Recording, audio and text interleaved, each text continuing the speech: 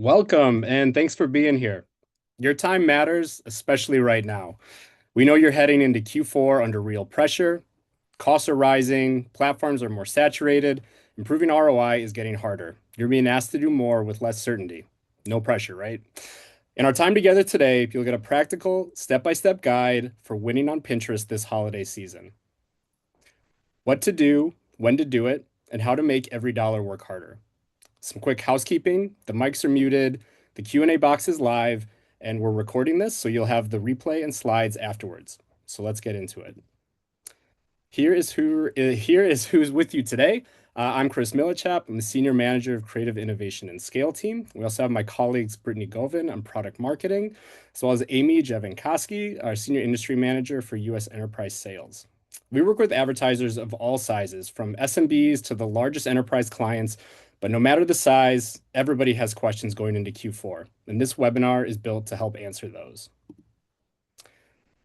So think of this as your Q4 playbook to take you from now through the holiday peak. We will cover foundations, strategies, formats, and close with a practical action plan for the next 30 days.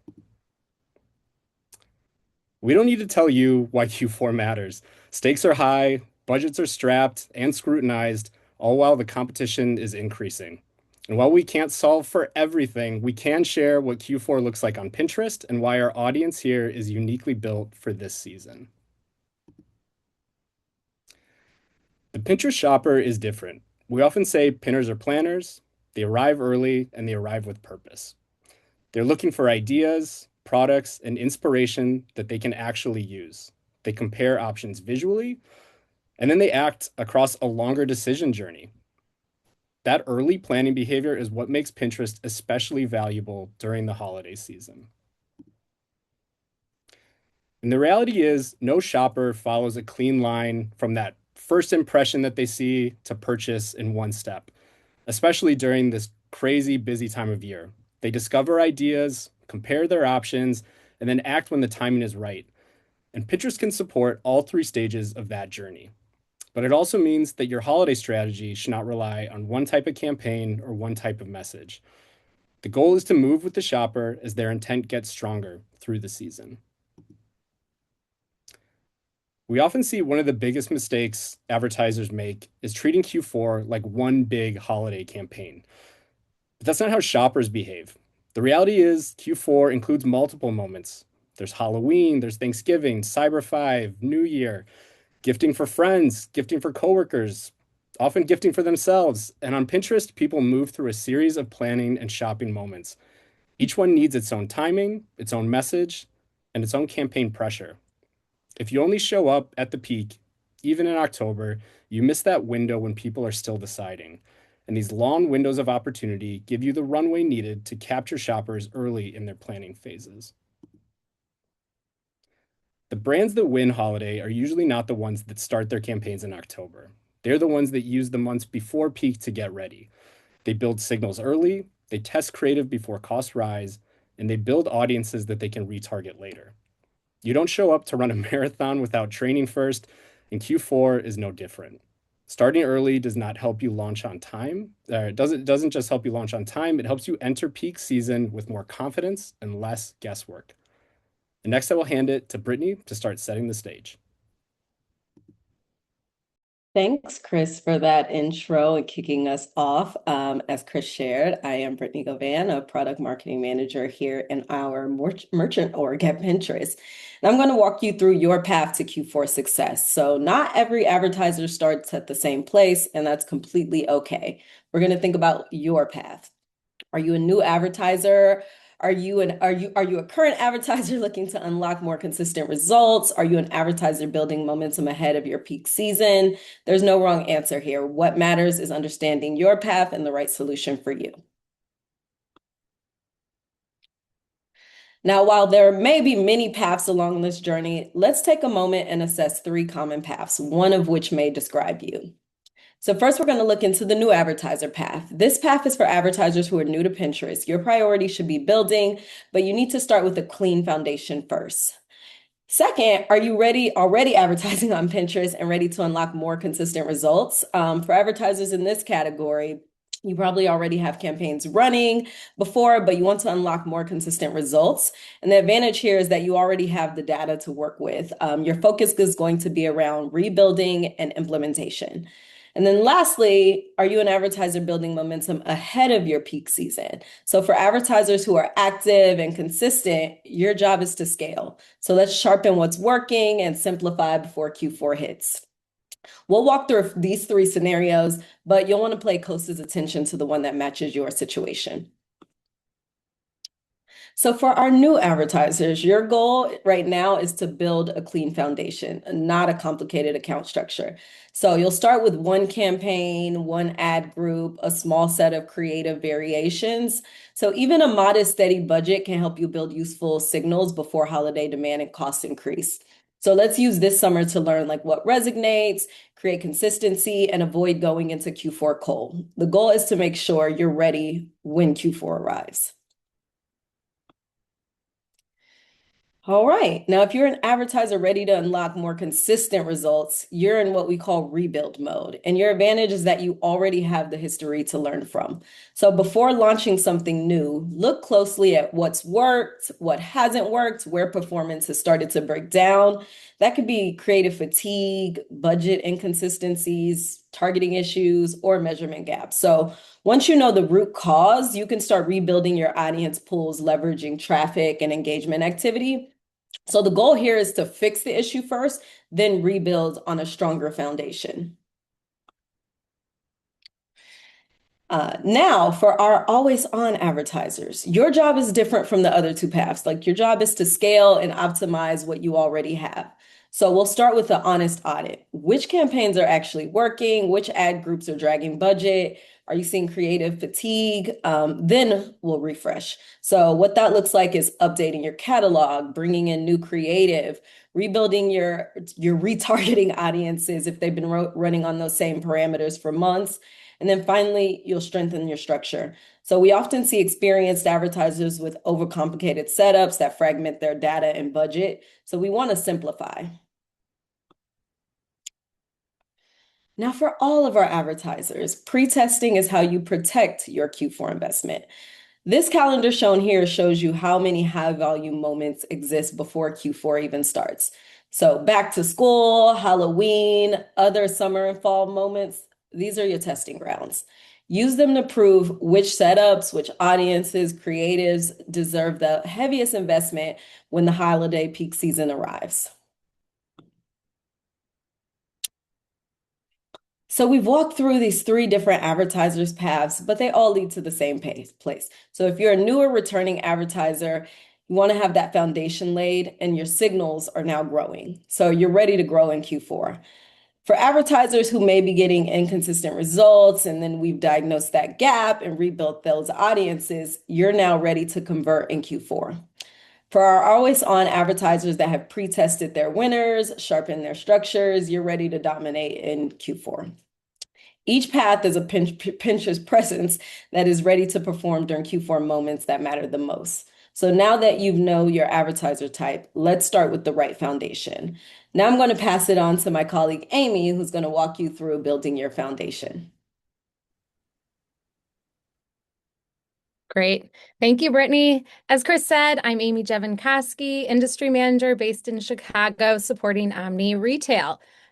Strong performance on Pinterest starts with strong inputs. That means your tracking is clean, your product data is accurate, your creative is usable, and Pinterest has enough context to optimize. This is the work that makes everything else more effective later. We'll use these 4 pillars as a roadmap for this section. First is measurement. Are you capturing the right signals? Second is commerce. Is your feed healthy and up to date? Third is creative. Do you have enough strong assets to work with? And fourth is optimization. Are you giving Pinterest enough context to match your products and scale performance? Okay, let's start with measurement. As I said, strong performance starts with clean signals. If your tracking is incomplete, your reporting will be off. Optimization will be weaker, and your retargeting pools will be smaller than they should be. For most advertisers, that means making sure the Pinterest tag and Conversions API are both live and working properly. If you're a retailer, your product catalog matters just as much because it powers shopping experiences and product delivery. Before you scale anything for Q4, make sure these basics are in place. A healthy feed helps Pinterest show the right product with the right information to the right shopper. Here's a feed health checklist to use after today. When you get these right, your feed health and event quality score, also known as EQS scores, will follow. Product titles. Are they descriptive? And do they include relevant holiday keywords? Descriptions. Are they updated and accurate? Images. Are they high quality, correctly sized, on brand? Pricing. Does it match your website? URLs. Do they all resolve without errors? Inventory. Are out-of-stock items suppressed? Before you create anything new, start by taking stock of what you already have. Your best performers from Instagram, TikTok, email, and even your website are going to be your starting point. Ask 3 questions. Does it fit Pinterest visual style? Can it be reformatted easily? And does it feel inspiring and clear? In most cases, you already have most of what you need. The opportunity is to resize it, refresh it, and make it feel native to Pinterest. Use a 2 to 3 vertical format, keep visuals clean, let the pin title and description do the work, and remove any platform-specific watermarks. Efficient creative readiness, it's not a production overhaul. Here's something that's easy to overlook, but makes a big difference. Your pin metadata. Your pin title, description, and even the board you save it to are all signals Pinterest uses to understand your content and to serve it to the right people. A pin titled Red Dress reaches a very different audience than one titled Red Holiday Party Dress for women under $100. Be specific. Use the language your audience actually searches. And organize your boards around holiday themes, holiday gift ideas, Christmas home decor, Black Friday deals. Those are some great boards. These aren't just organizational labels, they are targeting levers. On Pinterest, creative does more than capture attention. It also helps guide targeting. Pinterest Performance Plus uses visual search technology to read your pin's content, the image, the title, the description, and automatically serve it to the most relevant users. That means the quality of your creative directly determines who sees your ad. Aim for 10 or more diverse assets so the algorithm has enough to work with. Once your foundation is in place, automation can help you scale more efficiently. Pinterest Performance Plus brings together bidding, budgets, targeting, and creative tools to simplify campaign management. It works best when the inputs are strong, meaning clean signals, a healthy feed, and quality creative. For lean teams especially, that can be a major advantage because it reduces manual work while still supporting performance. The key point here is that automation is the most effective when the groundwork is already done. Everything we have covered so far only helps if you act at the right time. Your foundation, creative, and path all need a launch plan behind them. This section is where we will turn that strategy into actual action. We've just looked closely at what it means to build your foundation. You now know exactly what specific goal is heading into Q4, whether you are building a new foundation, rebuilding after inconsistent results, or scaling an always-on strategy. The good news is that while your starting points might be different, your timeline is exactly the same. We have 3 paths, but one shared destination. We are going to take a look at the universal best practices that apply to everyone here today, starting with our first pillar, when to launch. We'll walk through the exact 3-phased calendar you need to follow so your specific strategy actually has the time to build momentum. A strong campaign launch too late can still struggle. Late launches usually mean higher competition, weaker learning, and smaller warm audiences. Earlier campaigns give you time to build that signal, optimize creative, and create retargeting pools before peak. That is why getting started early is not optional. It is a performance advantage. The simplest way to plan Q4 is in 3 windows. First, prep for the peak season. Second, test and learn before costs peak. Third, grow based on what is already working. Every action from here should fit into one of these 3 windows. If you are here, this is your chance to get ahead of the competition and build your confidence before the peak traffic hits. I'm going to tell you exactly what your outputs need to be for phase 1. First, you have to check your plumbing. Audit your event quality score and feed health today so you don't discover a broken feed in November. Second, test your holiday promotions right now. Run a low budget campaign while the auction is cheap so you know exactly which discount or even offer your shoppers actually click on. Third, start building your warm audience pools so you have a highly qualified list ready to target when that peak season hits. And finally, plug your products into the Pinterest Trends tool so you know exactly when your category is going to spike. By following these 4 outputs right now, you're buying yourself cheaper data and building the exact foundation you need to confidently scale your budgets in Q4. When we say test and learn, we mean we want you to have a testing ground. We highly recommend picking one specific late summer moment, like back to school or even Halloween, and treating it as your dress rehearsal. Use this specific moment to test 2 to 3 creative themes or promotional offers. If you learn exactly how your audience reacts during this lower stakes moment, like a back to school, you will know exactly which levers to pull when Black Friday hits. One important thing to remember is that new campaigns need time to learn. Results may fluctuate at first while the system finds what is working. If you spread your budget across too many small campaigns, you make that harder. The same is true if budgets are too low to generate enough signal.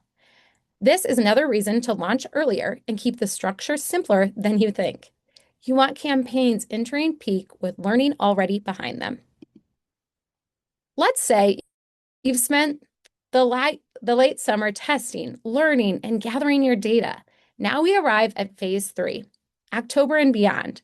This is where we grow, convert, and win. To win Q4, you need momentum. Here's how you build it. Activate early.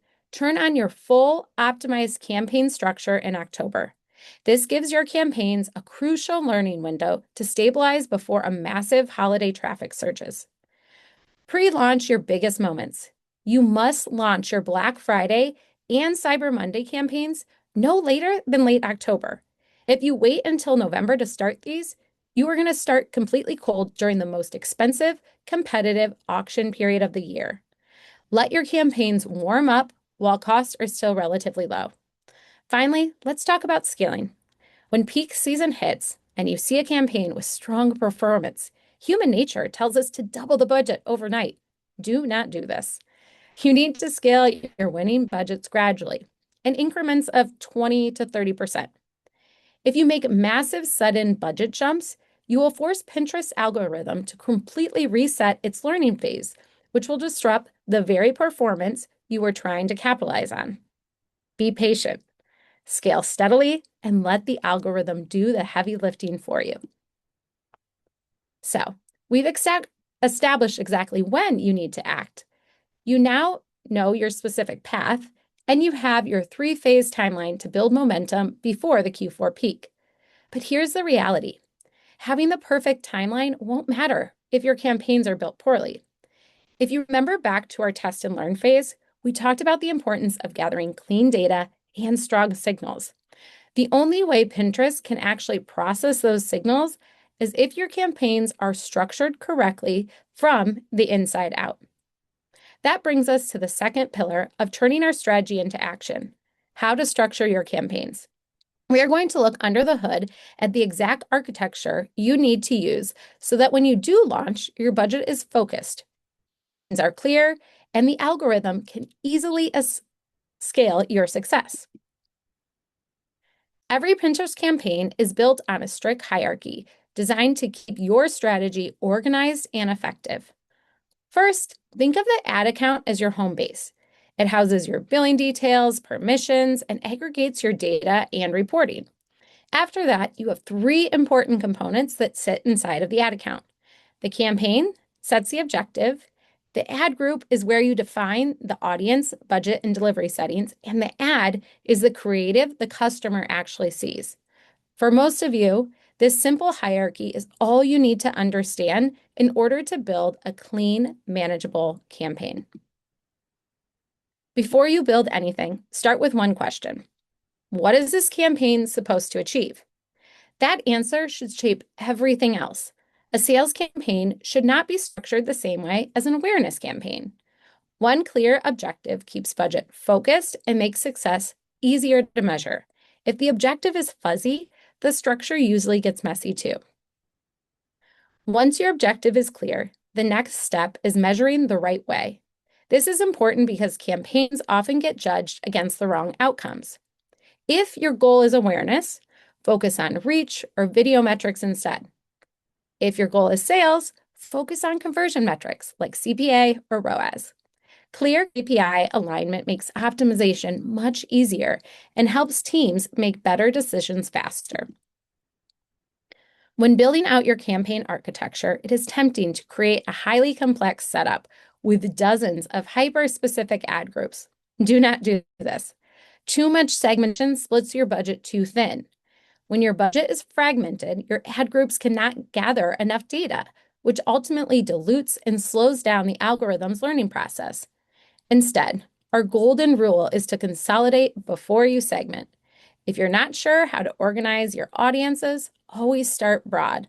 A simpler, consolidated structure funnels your budget into fewer places, which creates much clearer, faster insights. Let the algorithm do the heavy lifting to find the buyers first.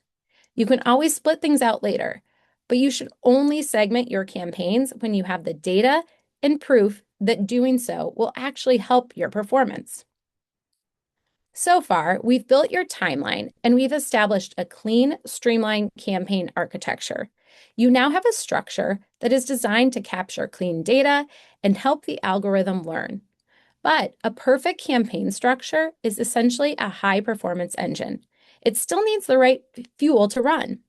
In Q4, that fuel is your audience. If you point your perfectly structured campaigns at the wrong people, or even try to spread your budget too thin across everyone on the internet at once, you will exhaust your budget before you ever see a return. That brings us to our final pillar of action, who to prioritize. Because your budget is finite, we need to organize your targeting based on readiness. We are going to look at 3-tier framework that shows you exactly how to categorize your audiences, from your most loyal existing customers down to your brand new prospects, so you know exactly where to put your first dollar for maximum impact. Let's talk about how you can organize your audience by readiness. Tier 1 is your highest intent audience, and usually your most valuable one. These are your people who already know your business. They might be existing customers, site visitors, product viewers, or cart abandoners. They're closest to that conversion, so this is where you can use more direct messages like limited time offers, bundles, or even reminders. If you are preparing for Q4, this is also the audience worth building now through your tag and conversions API. Tier 2 is your warm audience. These people know you, but they're not ready to buy yet. They need some context and more reasons to come back. This is where creative use cases like gift guides and seasonal lifestyle content tends to work really well. The goal is to move them from consideration into stronger intent. Tier 3 is your prospecting audience. These people who have not interacted with your brand yet. Because this audience is colder, creative matters even more. Your message needs to be clear and clear fast. This is also the tier where you should do the most testing because you're still learning what resonates with new potential customers. Think of this as your growth engine for future demand. Once you look across all 3 tiers, the goal is balance, not putting all your budget in one place. For many e-commerce and retail advertisers, most budgets should stay an always-on sales campaign. A smaller portion should go to reaching new audiences and growing future demand. And a focus portion should support key seasonal spikes like Cyber 5 and even Christmas. This kind of mix supports both short-term performance and that long-term growth. Chris, take it away. Thanks, Amy. Now let's talk a little bit about formats and creative strategy. Pinterest has a range of powerful ad formats, and the right choice is going to depend on your objective, your audience, and where you are in that Q4 timeline. Amy already mentioned a lot of this, but Pinterest Performance Plus is our most recommended strategy for that initial test and learn phase. So if you're a new advertiser that falls into that phase 1 bucket, or you're looking to unlock more consistent results and you're in that phase 2 bucket, this is where you should begin. Pinterest Performance Plus is our automated AI-driven campaign type that simplifies setup and takes away a lot of the manual workload. You define your conversion goal, you upload your creative, you set your budget, and then Pinterest system will take the rest of the work, optimize towards your best customers. It's the most efficient way to teach the algorithm while you minimize your risk. Launching a Pinterest Performance Plus campaign is a huge time saver. There's 50% fewer inputs required to create a campaign. So that's half of your time. But it's, again, not just about those time savings, it's also performance gains. Advertisers using Pinterest Performance Plus see, on average, a 20% improvement in CPA and CPC compared to their business as usual Pinterest campaigns. And beyond just campaign setup, getting into creative, these tools are built to scale how you show up, automatically turning your thousands of product catalog imagery or brand images into shopping and collection ads that are built for the Pinterest feed. Most searches on our platform are a little more like general use case. Think things like holiday gifts for holiday gift for mom that is under $50. And these tools can ensure that your shopping ads show up with the right product, the right imagery, and that right price to direct the path to purchase. Consider this your lead format for conversion campaigns. And then this is the multiplier effect in action. Your creative team photographed 500 products one time. Performance Plus turns those into thousands of ad variations with different product combinations, layouts, and formats. And the system analyzes which combinations perform best and serves those more often. The result? 10% lower cost per click when testing creative at a scale that would be impossible manually. And as much as Q4 is about efficiency, some brands just need to make a splash. Premier Spotlight is Pinterest's premium awareness format designed for brands that want to own attention during a major seasonal moment or a specific date on the calendar. If your goal is broad visibility ahead of peak shopping periods like Black Friday or Cyber Monday, or you just really want to lean in and own winter solstice, this format helps put your brand front and center. It offers an exclusive, high visibility video placement on either the home feed or the search page for a full day, making it useful for product launches, tentpole events, or those big priority holiday pushes. Think of it as a way to build reach and momentum early before lower funnel campaigns do the work of converting demand. It's not going to be the right fit for every advertiser, especially if budgets are tight. But for brands making a larger Q4 awareness investment, it can be a strong way to stand out when the competition is at its highest. The best campaign structure in the world is going to underperform if you have weak creative. The more diverse assets you give the algorithm to work with, the better it can find the right creative for the right shopper at the right moment. So you should aim for 10 or more assets per campaign, lead with inspiration, and let Pinterest Performance Plus do the testing at scale. And we always recommend to document your learnings after every campaign so your Q4 strategy is built on real data, personalized to you, not just assumptions. Next, we will cover how to measure all of this accurately so you can optimize with confidence. Thank you, Chris. This is our last section, and then we'll get into the Q&A. So get those questions ready if you haven't already. We've covered the strategy, timing, structure, and creative plan. Now, let's turn all of that into an action plan you can actually use. This final section is about three things. First, how to measure Pinterest in a way that reflects how shoppers really buy. Second, how to diagnose and scale performance without breaking what is already working. Third, it's what to do in the next 7 to 30 days so you enter Q4 with a real plan and not just good intentions. In Q4, your customers do not shop in a silo. They are bouncing between search engines, social feeds, and their email inbox before they finally buy. Because the holiday shopping journey is so fragmented, having accurate measurement is the only way you can confidently allocate your budget. If your attribution window is too short, or if you rely purely on last click measurement, you completely lose visibility into which channels actually did the heavy lifting to introduce your product and drive consideration. You end up flying blind and cutting budget from platforms that were actually working.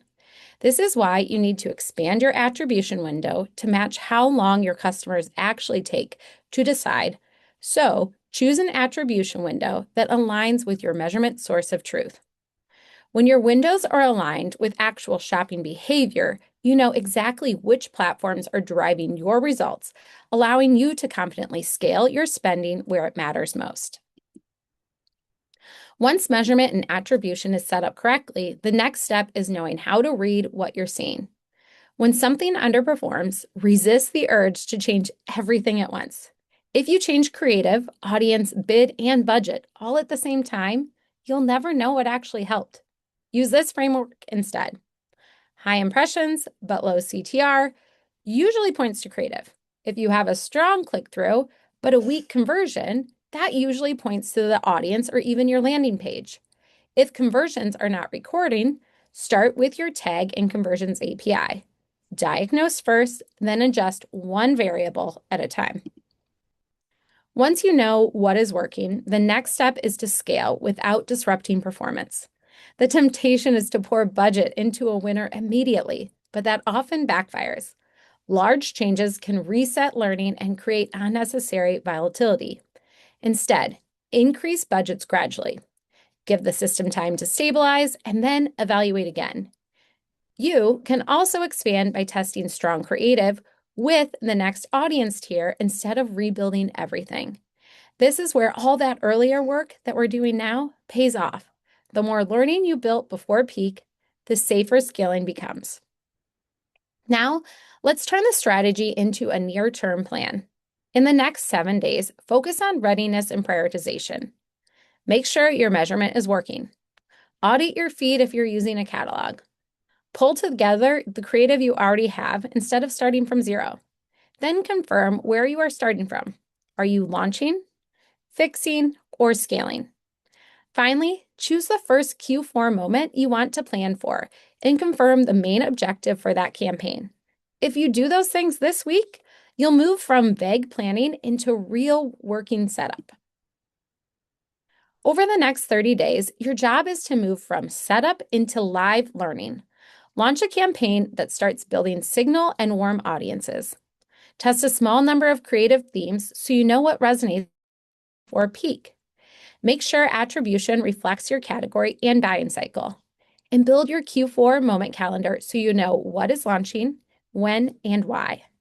For advertisers with enough spend and campaign volume, this is also the right time to block a mid-September review to decide what to scale, what to cut, and what budget to put behind each Q4 moment. The goal of the next 30 days is not perfect performance. It is enough learning to make smarter Q4 decisions. As we wrap up today's session, let's quickly review the top 5 takeaways you need to win Q4 on Pinterest. First, you need to influence the full decision journey. Make sure you map your campaigns to the unique discover, decide, do, shopper mindset so that you can capture your audience early in their planning process. Second, remember that timing is a multiplier. You should be building your foundation now so you can gather essential learnings through your late summer testing. Third, make sure to protect your reporting. Secure clean data signals today by taking the time to audit your conversions API, your Pinterest tag, and your product catalog. Fourth, consolidate to accelerate. It is much better to run fewer well-funded campaigns so that the Pinterest algorithm can learn and stabilize faster. And finally, let automation scale your results.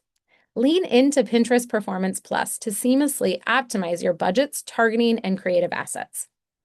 Follow these 5 steps will help you set you up for a highly successful holiday season. And now I'm going to pass it over to Javier for the Q&A. Excellent. Thank you, Amy. Appreciate it.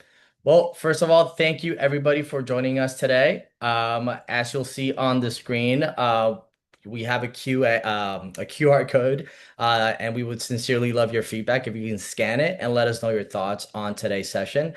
For those who fill out the survey, you'll also receive a takeaway guide, with tips and best practices on how to activate and prepare for Q4.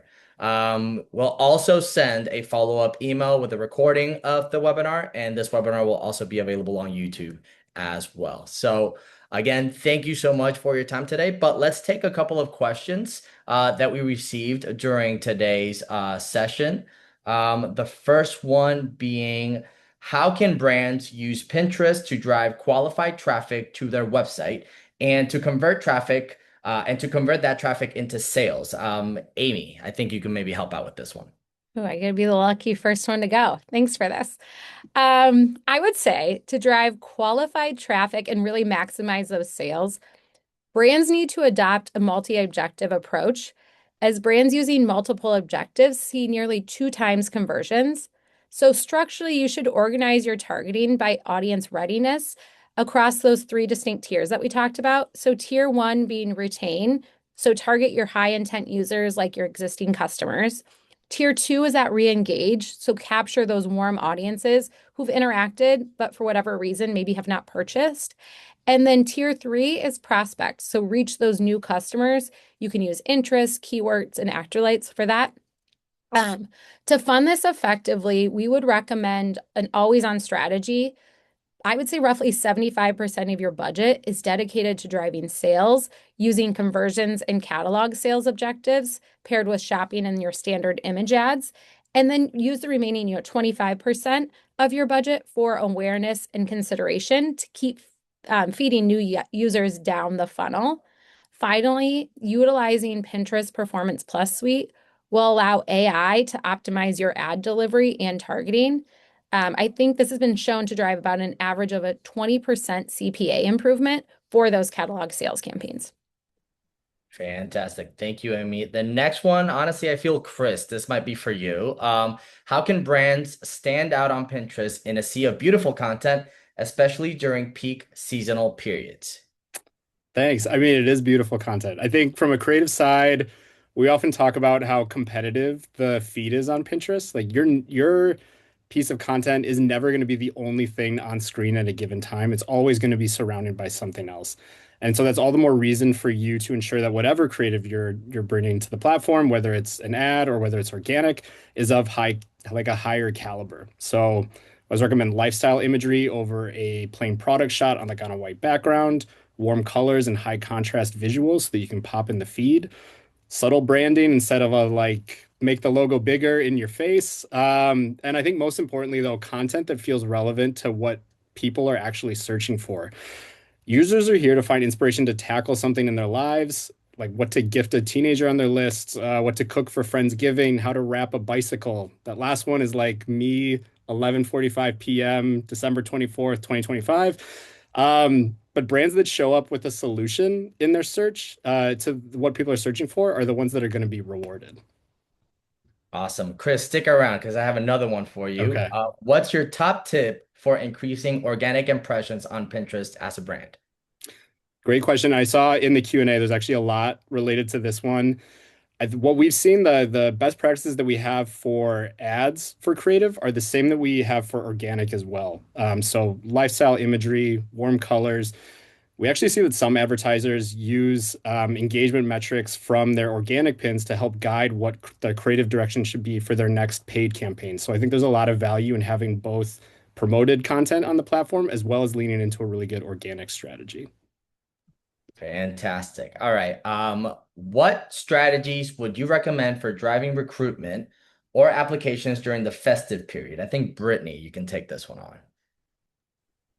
Oh, good question, and happy to take that one on. Yeah, it's really going to be a mix of paid and organic. And we've done in the past our live webinar on our trends tool, so I'm going to kind of lean in there a little bit. So those of you who are familiar, or maybe even not familiar with the Trends tool, really the big thing is this tool helps you really have your content calendar ready. So you want to make sure that you're like matching your campaign timing to the exact moments of interest where interest and intent is rising. You don't want to wait for that peak. So you want to be sure to ensure that like you feature your products that align with active demand, and then you want to use our shopping and our search features tool to do that. So leverage, for example, like our search predictions, and that gives you kind of like that 90-day look ahead to plan like your future campaigns proactively. And then if you leverage our shopping predictions, you'll get that 30-day look ahead to plan future shopping campaigns proactively. And alongside that, you want to make sure your like ad copy and your visuals directly are aligned to like the trends that are being discovered at that moment. And then you want to build your ads around like these insights. So you want to activate Pinterest Performance Plus targeting, which is a part of our Pinterest Performance Plus ad suite that uses AI and automation that has been previously mentioned a little bit in the webinar. And with Pinterest Performance Plus, targeting takes those cues from like those trends informed by your creativity or your creative, sorry. And then it'll help you identify additional relevant users likely to take actions. So kind of tying that together again, it's a mix of paid and organic. And I think our trends tool is an amazing place to go to sort of, again, get your content calendars ready and make sure that you're prepared for those exact moments versus like waiting for the peak. And then leveraging that as well, just to see like, again, what's trending and when. Fantastic. And following up on that, our previous webinar was a Trends Tool webinar. So if you're looking to learn more on this, it's available on YouTube and on PinterestAcademy.com. Chris, I have another question for you. How should brands plan content for more niche topics on Pinterest, such as maybe education, parenting, homeschooling, language learning, special education, so on? Yeah, great question. I mean, I really believe that niche topics can find real traction on Pinterest, like with a caveat, like as long as you are authentic and relevant to that category. I think pinners, much like all users, can sniff out if a brand or a creator is a tourist in this space. Parenting is a great example of a daily use case. We actually, I wouldn't even call that niche. We see a lot of search volume on our platform around this. I have two human tornadoes at home. I'm constantly using Pinterest for like recipe inspiration, like how to keep them active on a rainy day, setting up for school. The latest was like, how do you host a dinosaur baseball themed birthday party in the park? So, more often than not, advertisers are showing up in my search results and helping me kind of crack those queries. So, my recommendation for whether you're niche or going broad, it's to lean in where you're a subject matter expert and again, provide solutions for where users are looking for help. Dinosaur baseball themed birthday party. It sounds like my last birthday party as well. Perfect. All right, we have another question here. I think Amy, this one could be for you. What are the biggest Q4 mistakes brands make on Pinterest when trying to drive traffic and sales, and how can they avoid them? Ooh, okay. I like this one. May have some years of experience on it. Um, this is what we talked about in the beginning and why I would say now is so important. One of the biggest mistakes brands make is entering Q4 with a weak technical foundation, which can mean missing or misconfigured tracking, which ultimately can cause your reporting to not reflect reality. So, to avoid this, implement the Pinterest Conversions API and tag, and also ensure your product catalog has a 100% feed health score with zero critical errors. That's going to be key to this time frame. Another mistake I would say is with measurement and sticking to the default attribution windows. We talked about this too, but brands should set an attribution window that aligns with their measurement source of truth to accurately capture the longer decision journey that really is those that we see on the Pinterest shoppers. And then on the other side, from a structural standpoint, one thing is over segmentation is a major pitfall. So creating too many ad groups splits your budget too thin and dilutes the signals the algorithm needs to learn. So brands should avoid this by consolidating campaigns, start broad, and then only split things when there's proof that it's actually going to help. And then finally, when troubleshooting mid-season, do not change everything at once. diagnose poor performance by fixing one variable at a time. I know that's hard to do, but be patient, fix one thing, see what's improving, and go from there. Fantastic. Thank you, Amy. All right. I think we have time for one more question, and we actually got variations of this question a lot today. So do AI generated virtual products, do AI generated virtual product photos improve click-through rate compared with traditional product or lifestyle photography? I think Brittany can help answer this one. Yeah, I will jump in, and great question, being that AI is the hot topic these days. Um, and when it comes to AI and AI photography and like click-through rates, there's no universal rule yet that AI generated photos beat out like traditional or lifestyle photos on Pinterest. But what we do consistently see is that performance does depend more on like how clearly the image shows the product, like how relevant it feels to the pinner, and if it's what they're looking for, and how native it feels in the feed rather than it being shot with a camera or created with AI. So if it looks like obviously fake or something that just doesn't fit, that's when you'll see sort of like that drop in people wanting to click through or even believe that it's legit. So AI images can work like really well, again, when they're realistic, on brand, they help people understand your product. So also, for example, when you think about maybe products you have, think about using AI to show like variations in color or configurations that are maybe like too hard or too expensive to shoot a ton of different versions of. And then as I shared on the flip side, if something just looks obviously artificial or uncanny, that can hurt your engagement. So I would say just leverage that as sort of best practices when thinking about using like AI generated photos versus the traditional photos or lifestyle based photos. Fantastic. Well, that wraps up our session, our webinar for today. I'd like to thank our speakers, Chris, Amy, and Brittany for their time today. And I'd like to thank all of you for joining us today as well. Again, to summarize, we'll be sending out a recording of this webinar, and it will also be available on YouTube and on PinterestAcademy.com. But until then, we'll see you on the next one. Have a great day, guys.